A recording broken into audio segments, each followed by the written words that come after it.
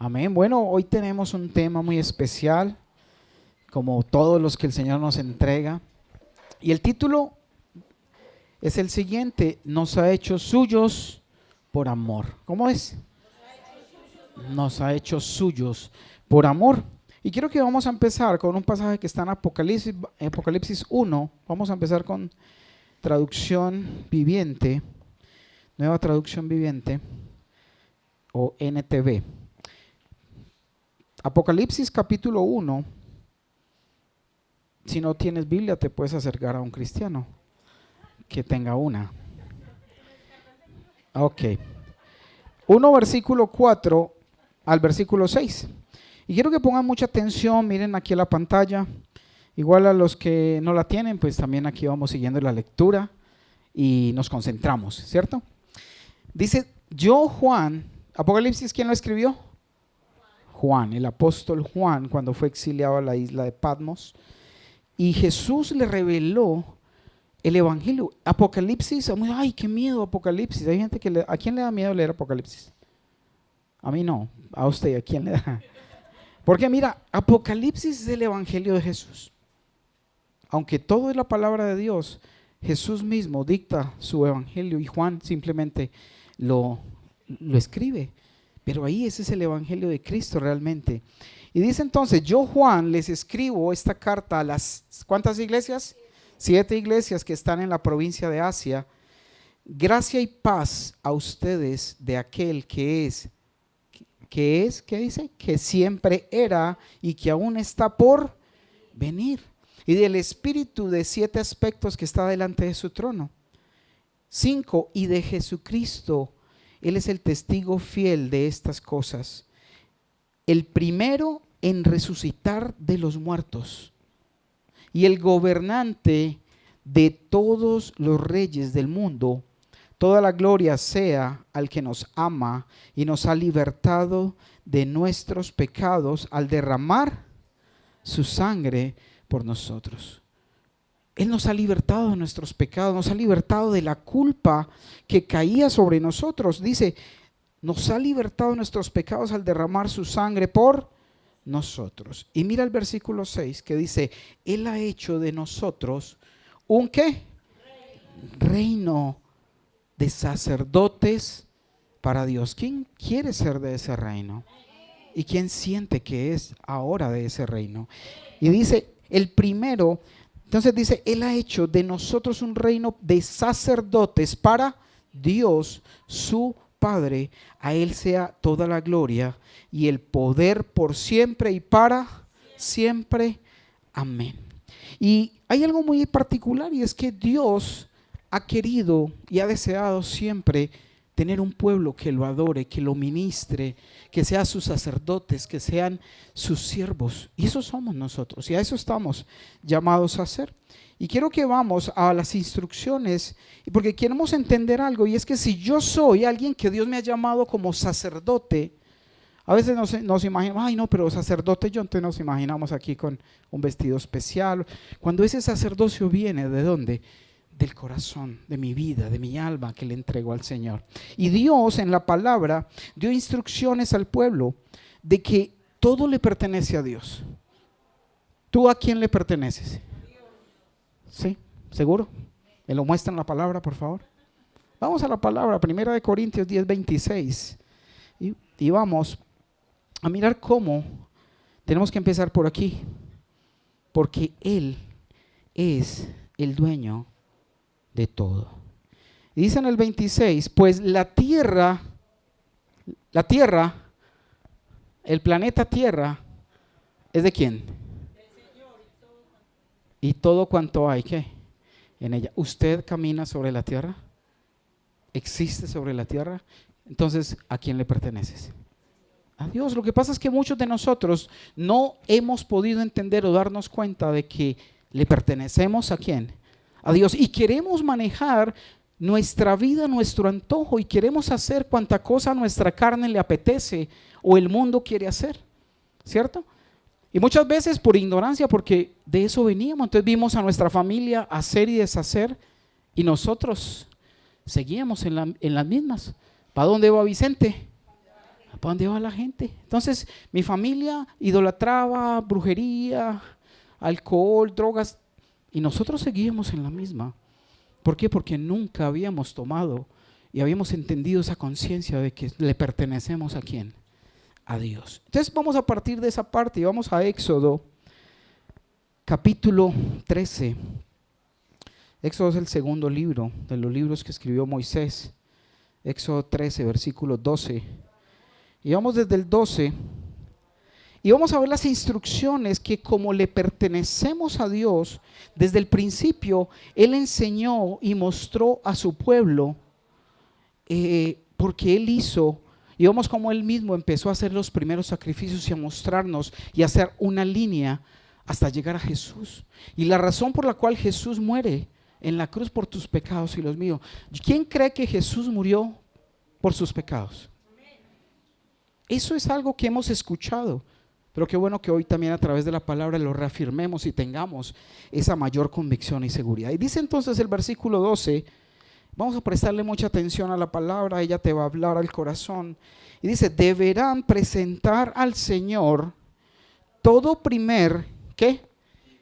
Hijo varón y toda primera cría macho de los animales, porque a Él le pertenece. Entonces Dios dio una norma y una ley de que todo primer varón que abriera matriz y toda primera cría de animal había que dedicársela ¿a quién?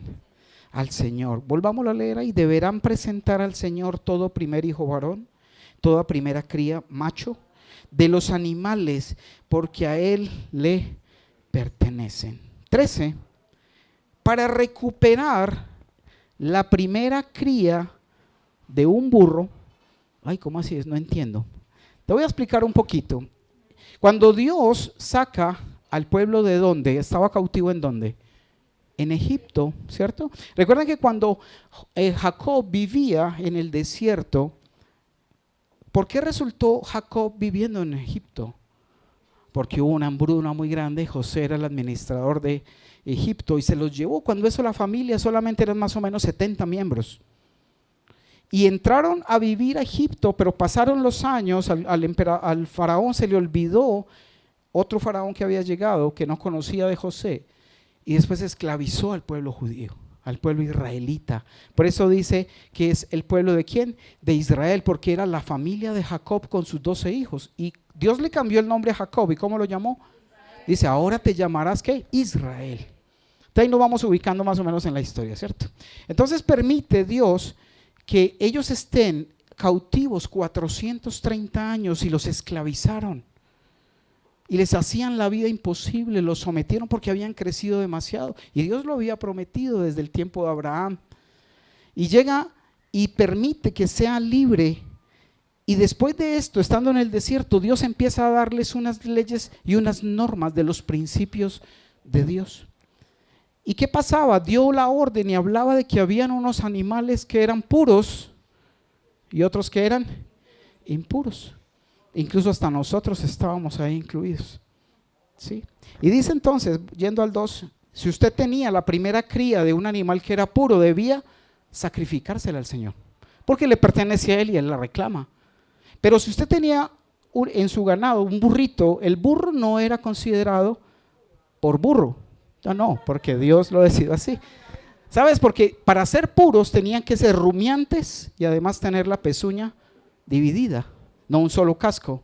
Si cumplían esas dos condiciones, era un animal puro ceremonialmente y se podía consumir, se podía comer y no había ningún problema. Pero eso era simplemente la sombra de lo que había de venir con el tiempo y con la revelación de Jesús. Estamos ahí ubicados más o menos, ¿cierto? Entonces dice que si yo tenía, en ese caso, un burrito y me nacía un machito de burro, pues el burro ¿para qué sirve?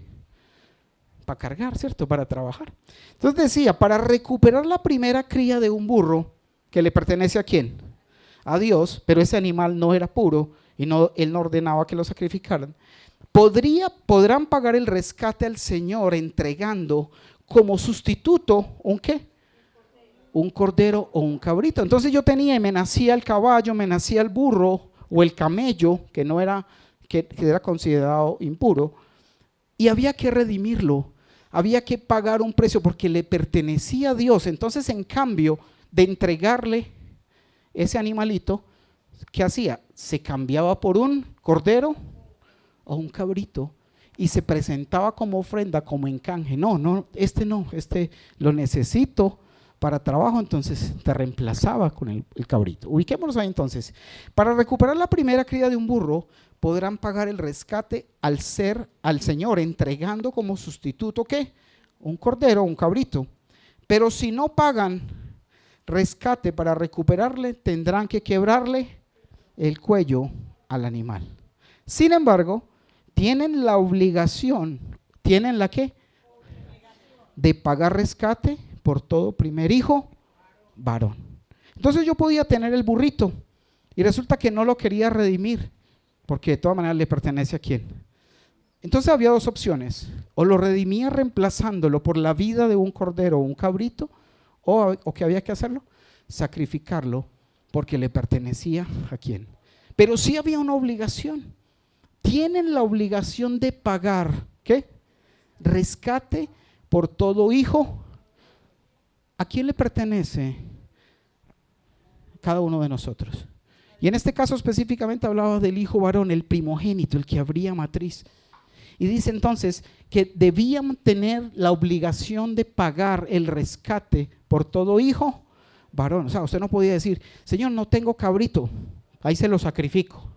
¿Cierto que no? Al hijo. Y además, ¿quién lo haría? Solo lo hizo Dios, que sacrificó a su propio hijo. Pero se pagaba siempre el rescate. Y se pagaba el cabrito o el animalito o el equivalente a ese sacrificio y a ese ser. Entonces dice en el versículo 14: en el futuro sus hijos, él les estaba hablando a aquellas personas que salieron de Egipto y les estaba dando esta instrucción. En el futuro sus hijos les preguntarán qué significa todo esto. Y ustedes les dirán: con la fuerza de su mano poderosa, el Señor nos sacó ¿de dónde? De Egipto. ¿Quién ha salido y quién está en proceso de salir de Egipto? ¿Qué es Egipto? Egipto es la antigua vida donde el enemigo nos ha tenido ¿qué? Cautivos y esclavizados. Yo recuerdo cuando a veces en la vida pasada uno compartía con gente que era muy bebedora.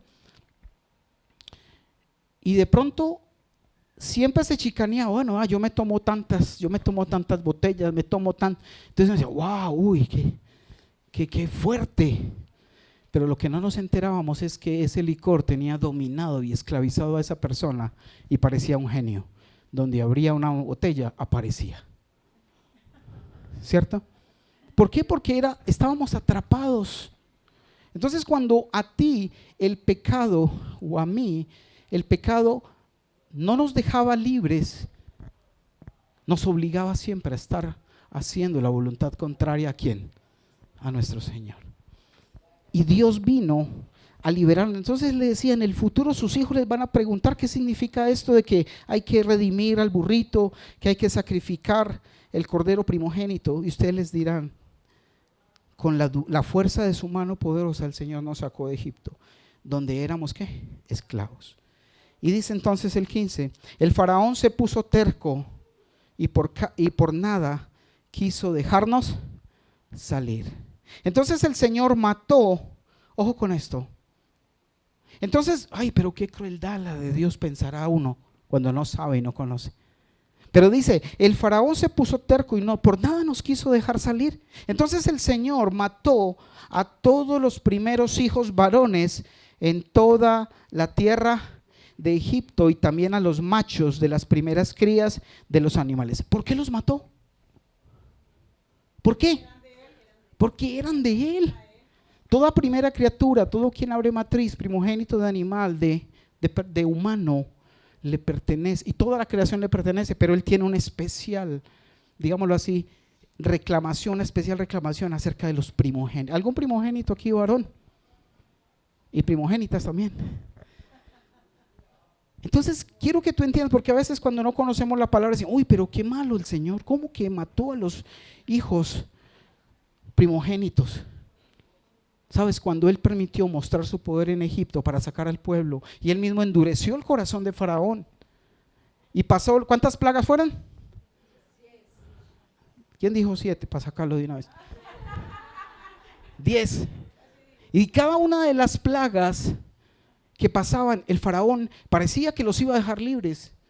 Y decía no, y Dios le volvía a endurecer el corazón. ¿Por qué? Porque él debía demostrarle, Dios mismo, a través de ese que era el faraón y rey en todo el imperio y en la tierra, de que Dios era más poderoso que ese faraón en la tierra.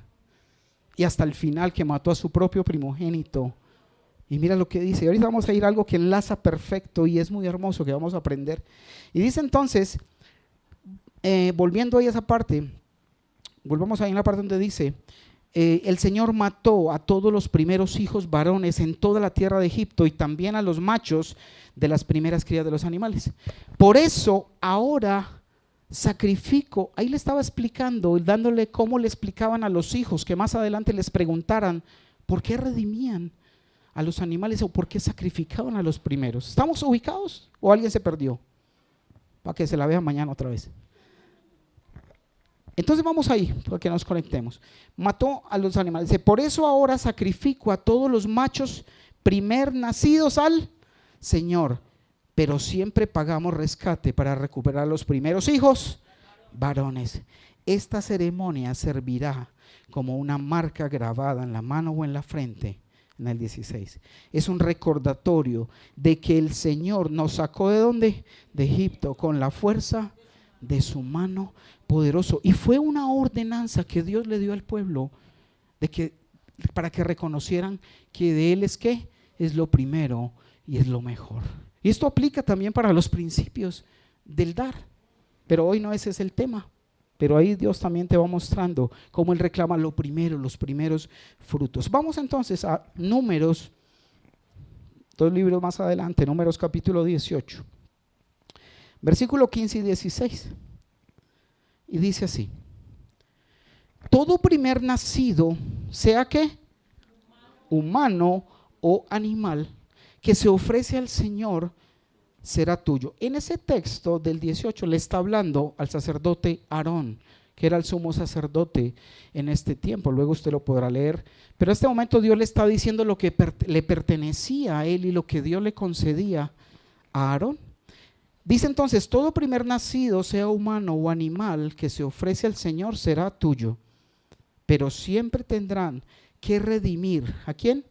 A los primeros hijos varones y a las primeras crías de los animales ceremonialmente impuros. No es que fueran impuros como tal, sino ceremonialmente impuros. Había algunos que si tocaban cierto animal, un cadáver, o muchas de las leyes que hubo en los tiempos de Moisés, era para guardarnos y llevarnos hasta la revelación final de Cristo, que en ese tiempo aplicaba en ese pacto antiguo, pero no en el nuevo.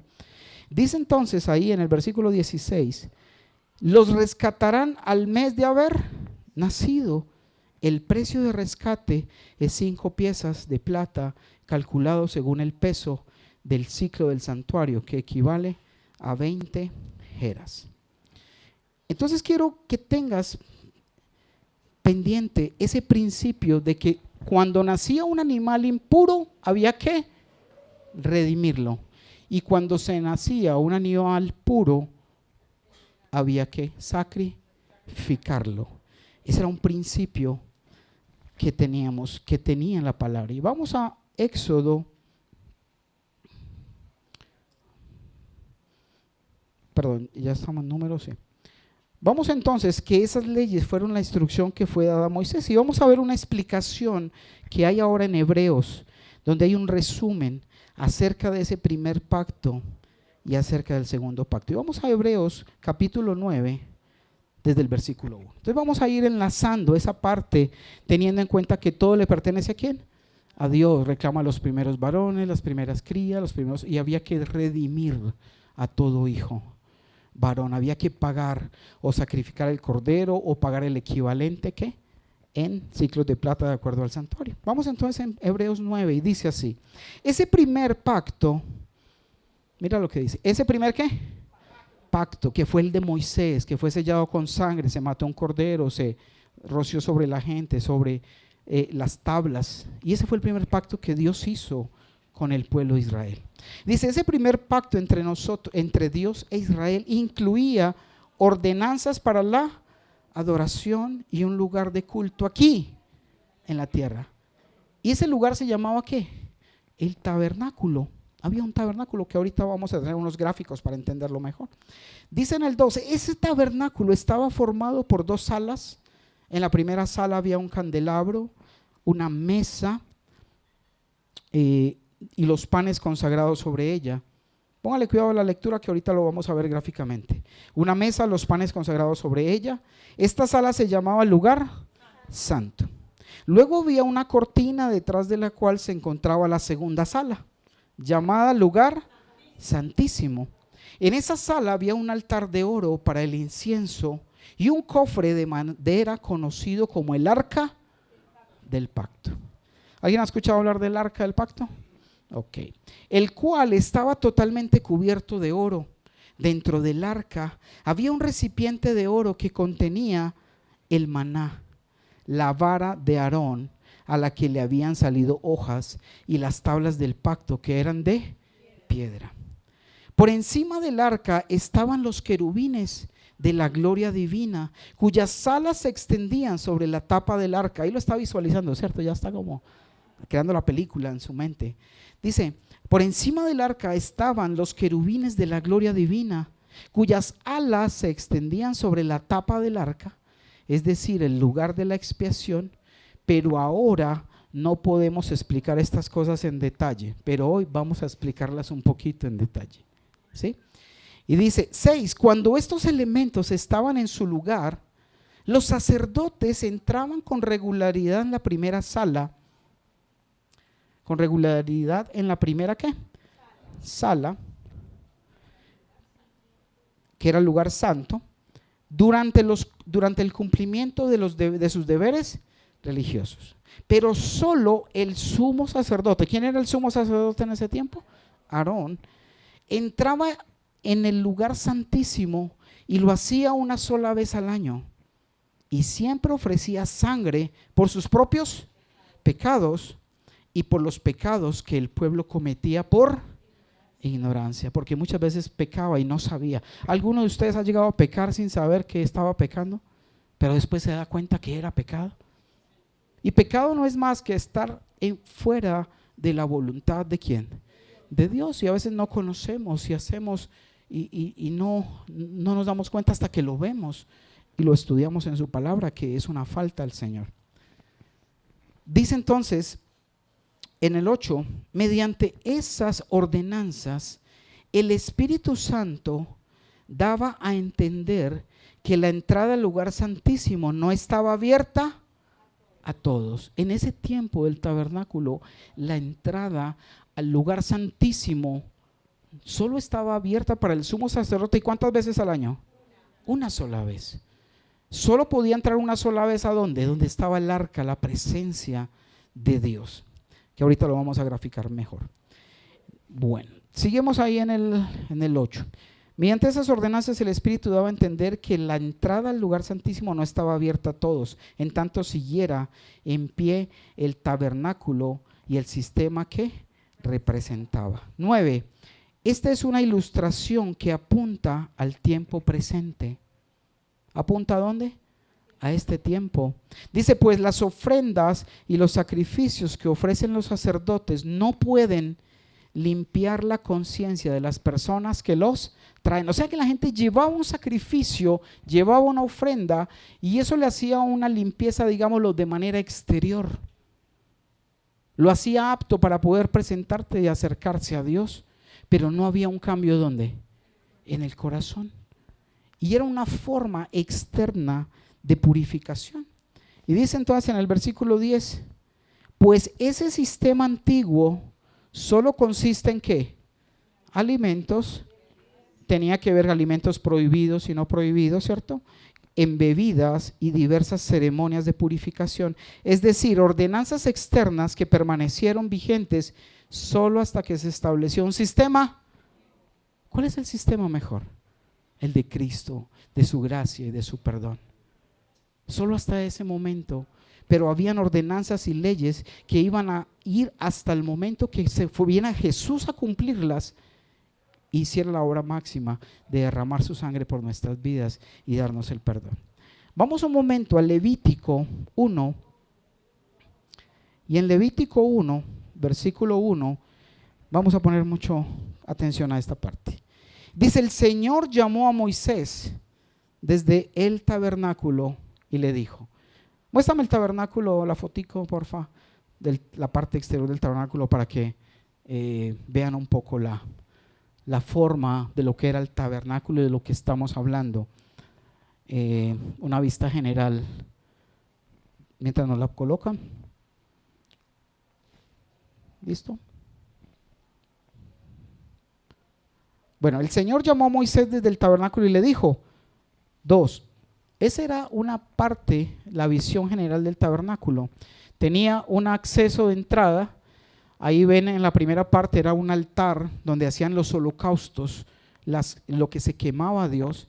Luego viene esta como un lavamanos. ¿Sí lo ven? Es un recipiente de bronce con agua. Y muéstrame la otra de estas mismas. Por el momento hasta ahí, ¿sí? Pero vamos ubicando, ¿no? La entrada al tabernáculo, ahí están los sacerdotes, las mesas donde desprezaban o despiezaban los corderos o los chivos para hacer el sacrificio. Y luego venía la parte de agua donde se lavaban para poder entrar a ese lugar santo y después poder entrar al lugar ¿qué? Santísimo. Eso es una figura de hoy día, nuestra vida espiritual, que ahorita vamos a entenderla y que es algo muy precioso para que tú lo tengas ahí en tu corazón. Dice entonces versículo 2, Levítico 1, 2, da las siguientes instrucciones al pueblo de Israel. Cuando presentes un animal como ofrenda al Señor, habían ofrendas por el pecado, habían ofrendas de paz, habían ofrendas voluntarias. Y dice, cuando presentes un animal como ofrenda al Señor, lo puedes tomar de la manada del ganado, del rebaño de ovejas y cabras, ¿sí? Si el animal 3 que ofreces como ofrenda quemada es de la manada, debe ser un macho que no tenga ningún. ¿Por qué? Porque a Dios se le da ¿qué? Lo primero y lo mejor. ¿Qué es lo primero? Un machito de lo mejor, lo primero. Dice, el macho que no tenga ningún defecto, llévalo a la entrada del tabernáculo para que seas aceptado por. Pero miren el versículo 4, algo bien especial e importante. Dice, coloca la mano sobre ¿quién? La cabeza del animal. Y el Señor aceptará la muerte del animal en tu lugar. O sea que cuando yo ofendía y hacía algo en contra de Dios, merecía la muerte. Es más, merecemos la muerte humanamente. Pero ¿qué pasaba? Al llevar el animalito, al presentar el sacrificio y poner la mano sobre ese cordero o ese chivo o ese becerro, transfería mi culpa ¿a quién? Al animal. Entonces dice el Señor que y el Señor aceptará la muerte del animal en tu lugar a fin de purificarte y hacerte ¿qué? Justo ante Él. Y eso se hizo todo el tiempo hasta ¿qué?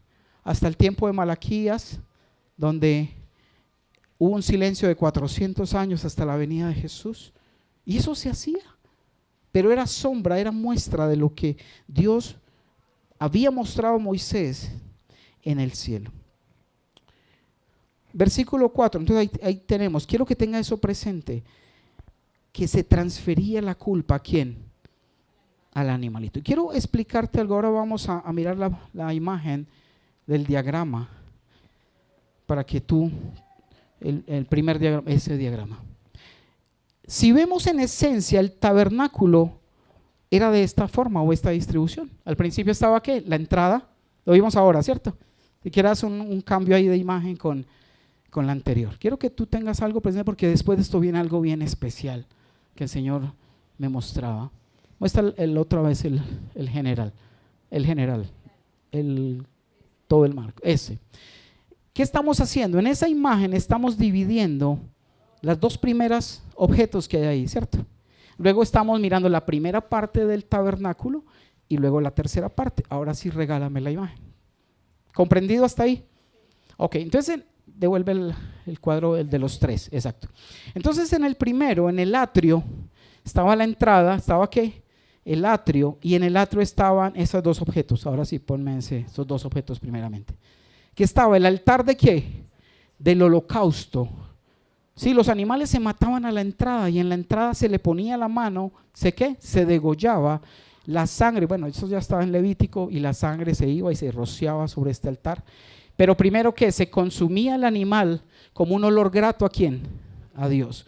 Y luego había que pasar el sacerdote, en algunos de los casos, no en todos, a lavarse las manos y los pies. Vamos a la segunda, la otra imagen. Luego venía el lugar santo, ¿sí? Y en este lugar santo, ¿qué estaba? La menorá o el candelabro que tiene 7 ¿qué? ¿Por qué tiene 7 llamas? Ese símbolo de Jesús, de los 7 espíritus que habitan en él. Estaba el pan de la propiciación, que eran ¿cuántos panes? 12 panes. Y estaba el altar del incienso. ¿En el lugar qué? Santo. Y en el lugar santísimo, siguiente, se encontraba ¿qué? ¿Y ahí quién podía entrar? ¿Cuántas veces al año? Para pedir perdón por él y por el pueblo y ser redimidos. Volvamos a la figura general. Vamos a volver a Hebreos 9. Espero que no te hayas perdido de lo que llevamos para poder conectar lo que falta. ¿Alguien perdido para que lo guíen, por favor? Dice entonces en el 11, volvamos al 11. Ya vimos ese primer pacto, ¿cierto? Que era con los animalitos, con los sacrificios que eran entregados a Dios para el perdón. Se transfería mi culpa ¿a quién? Al animal. El animal moría y Dios me perdonaba. ¿Por qué? Pero eso había que hacerlo constantemente. Mire cuántos animales llevaríamos. ¿Te imagina? Se habían acabado todos los animales de la tierra presentando sacrificios. ¿Sí? Y dice entonces en el 11, entonces Cristo ahora ha llegado a ser el sumo sacerdote. Y quiero que vas entendiendo esto en tu corazón, iglesia. Y dice, ha llegado a ser el sumo sacerdote por sobre todas las cosas buenas que han venido. Él entró en ese tabernáculo ¿qué? Superior, no en el de la tierra, sino en el superior y más perfecto que está en el cielo, el cual no fue hecho por manos humanas ni forma parte del mundo creado. Con su propia sangre. ¿Qué tenía que hacer el sacerdote? Llevar la sangre de un animal y rociarla en el lugar santísimo una vez al año. Pero Jesús, siendo el sumo sacerdote real, el celestial, con su propia sangre, de su propio sacrificio, para que entendamos ese paralelo que era sombra de lo que Cristo venía a hacer. Y dice entonces, con su propia sangre, no con la sangre de cabras ni de becerros, entró en el lugar santísimo una sola vez y para siempre, y aseguró nuestra redención eterna. Pero la aseguró cuando tú la aceptas, cuando tú te arrepientes y sigues de su mano, porque solo dependemos de que la salvación es de Él y no depende de mí sino de Él. ¿Lo entiendes? Y dice entonces 13, bajo el sistema antiguo, la sangre de cabras y toros y las cenizas de una ternera podían limpiar el cuerpo. ¿Qué limpiaban? El cuerpo de las personas que estaban ceremonialmente impuras, porque habían tocado un muerto, porque habían tocado algo impuro, habían comido alguna cosa que estaba prohibida. 14, imagínense cuánto más la sangre de Cristo nos purificará la conciencia de acciones pecaminosas para que adoremos al Dios viviente. Si en ese tiempo, en el antiguo pacto, esa ceremonia, ese rito los limpiaba en su cuerpo, ahora más la sangre del Cordero, el Hijo de Dios que entró en el lugar santísimo para limpiarnos, porque no estamos solos, la lucha no es de nosotros solos tratando de vencer los deseos del mal, sino que Él está contigo y está conmigo. Pero necesitamos estar de su mano.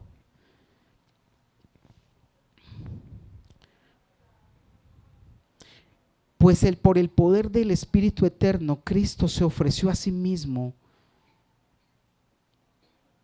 a Dios como sacrificio perfecto por nuestros. O sea, el papel que hacía ese cabrito, que era temporal por días, Jesús se ofreció a hacerlo por ti y por mí con su propia vida y su propia sangre.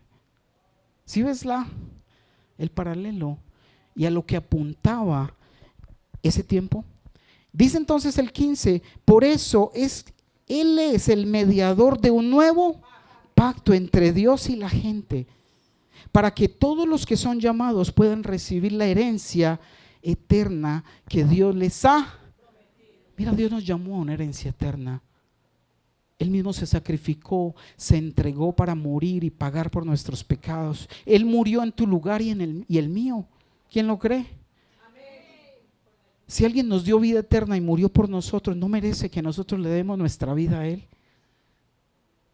Es lo menos que podemos hacer.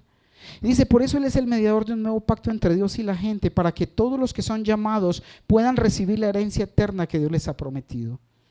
Pues Cristo murió, ¿para qué? Para librarnos del castigo por los pecados que habían cometido bajo el primer pacto. Claro, ¿alguien ha mentido? ¿Alguien ha robado? Ay, no, yo no, sí, pero te has quedado hasta con un lapicero, una de vuelta o alguna cosa. ¿Has robado? Si enumeramos todos los pecados, somos dignos de muerte.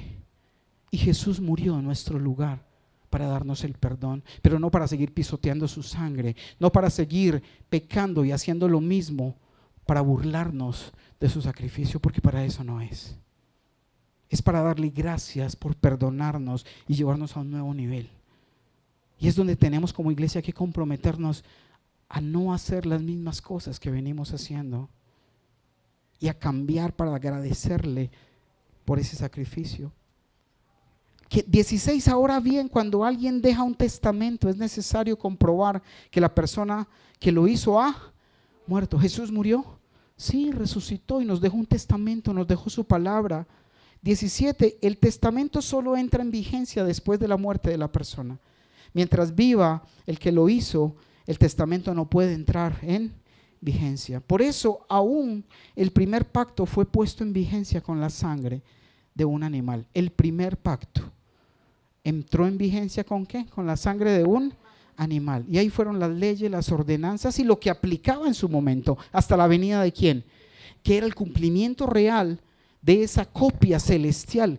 El tabernáculo que se hizo en la tierra era una copia que Dios le mostró a Moisés del celestial, pero era simplemente para llevarnos y para lo que vamos a entender ahora en nuestra vida. Y dice así, el que sigue, 19. Pues después de que Moisés había leído cada uno de los mandamientos de Dios a todo el pueblo, tomó la sangre de los becerros y las cabras junto con agua y roció tanto el libro de la ley de Dios como a todo el pueblo con ramas de hisopo y lana de color escarlata. Entonces dijo, esta sangre confirma el pacto que Dios ha hecho con ustedes. De la misma manera roció con la sangre el tabernáculo y todo lo que se usaba para adorar a Dios. De hecho, según la ley de Moisés, casi todo se purificaba con sangre, porque sin derramamiento de sangre no hay perdón de pecados. Por eso había que derramar la sangre de un cordero. Y por eso fue necesario derramar la sangre de ¿quién? De Jesús, para perdonarte a ti y a mí.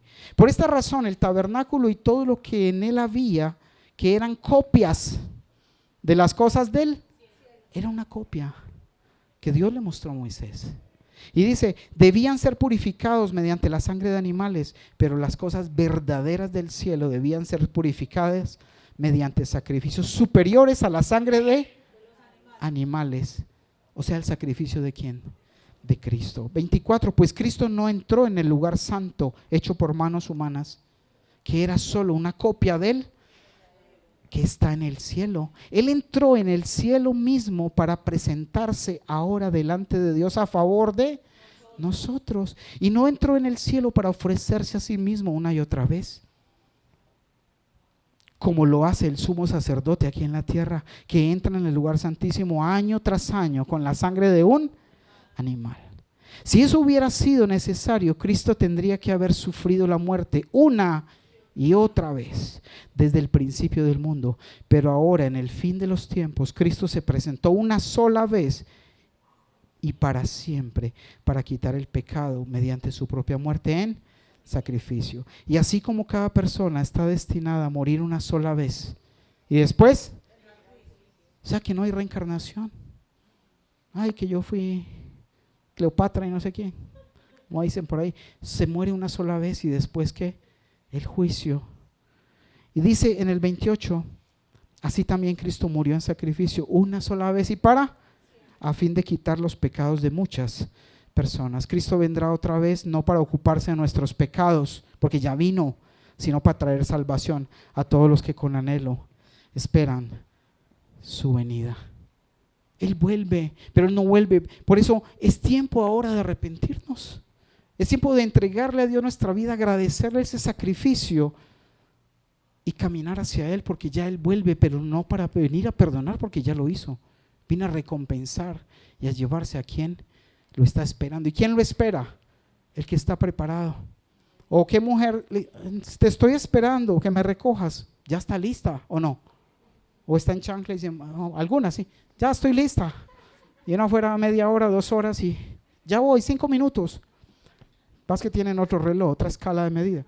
Volvamos a la imagen final, por favor.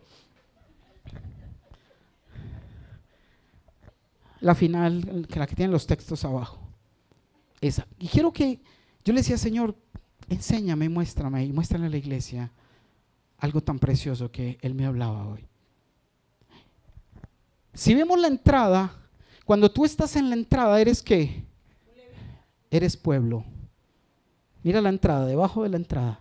¿Qué dice? Hasta ahí llegaba ¿quién? El pueblo, los israelitas. Porque Dios había consagrado a los levitas para Él. Cuando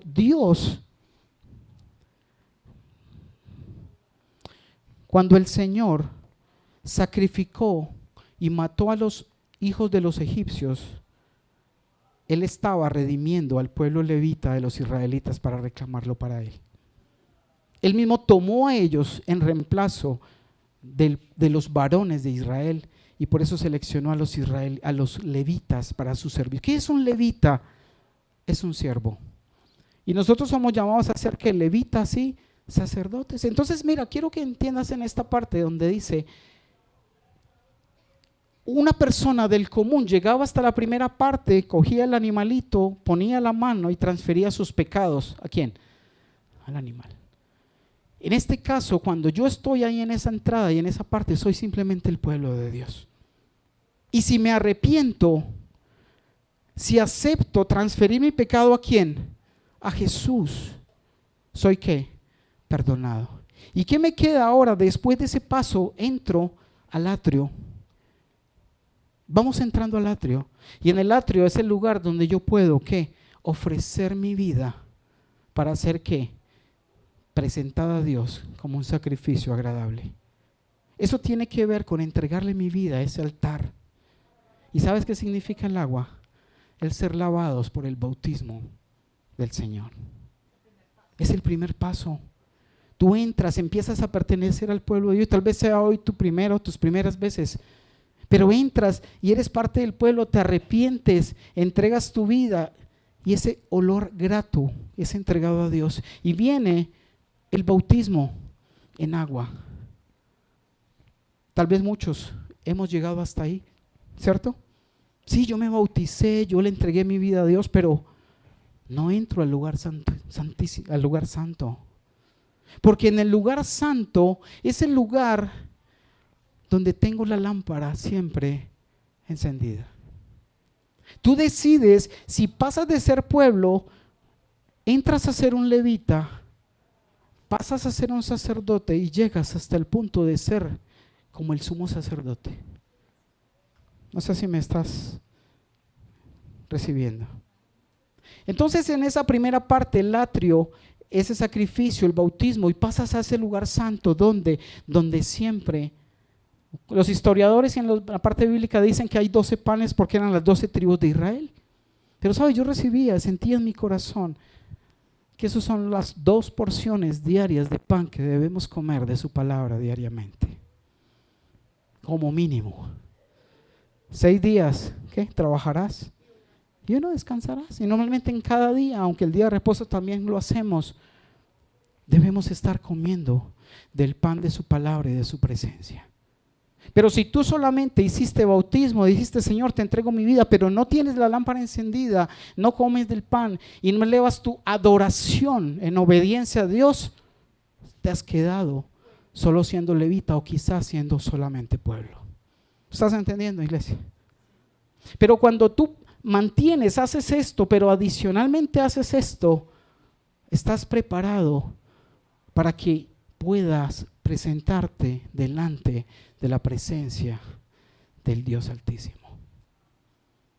¿Y qué hay dentro de no sé si te pasé esa imagen, ¿qué había dentro del arca del pacto? Habían 3 cosas: la tabla de las leyes,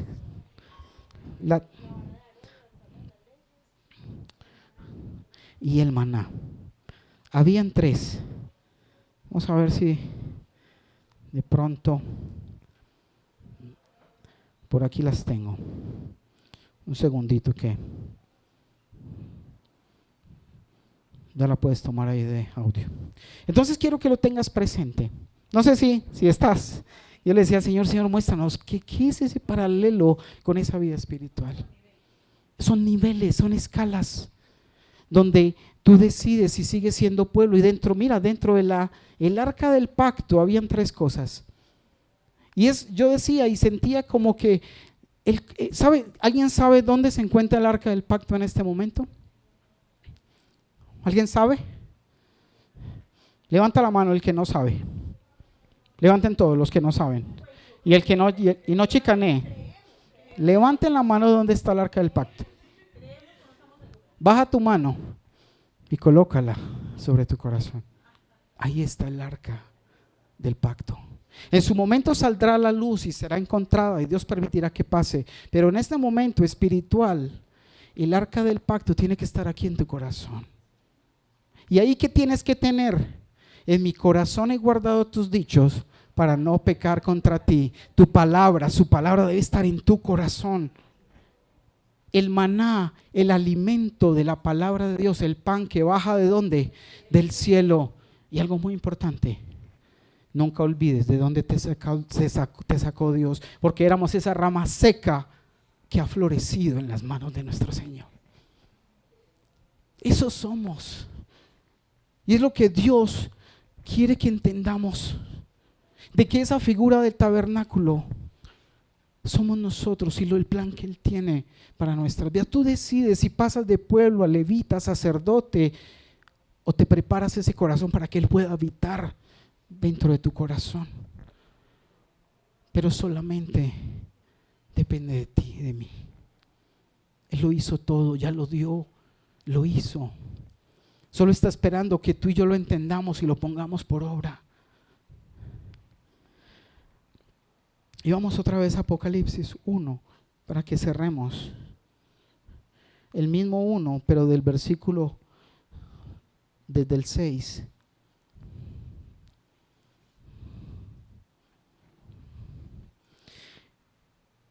Y retomemos, Él ha hecho de nosotros un reino de ¿qué? ¿Quién se lo cree, iglesia? Si tú no te lo creías, créetelo hoy. Estás llamado, Dios lo hizo para hacer un reino de sacerdotes, porque Él ya nos purificó, y no solo externamente, sino ¿dónde? En nuestra alma, para que nos rindamos a su presencia y caminamos con Él. Y dice, Él ha hecho de nosotros un reino de sacerdotes para Dios su Padre. A Él sea toda la gloria, el poder por siempre y para siempre. 7. Miren, lo decía Juan, cuando veía lo que iba a suceder. Él viene en las nubes del cielo y todos lo verán, incluso aquellos que lo traspasaron, y todas las naciones del mundo se lamentarán por Él. ¿Por qué se lamentarán? Por no haber creído en que el Mesías y el que entregó su vida lo hizo por nosotros. 8, yo soy el alfa y la omega. Eso quiere decir la A y la Z. Soy el alfa y la omega, el principio y el fin, dice el Señor Dios. Yo soy el que es, el que siempre era y el que aún está por venir, el Todopoderoso.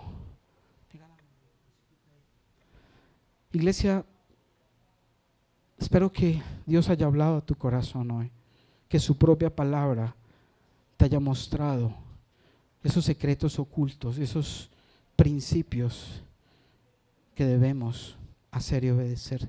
Ponte en pie, vamos a orar.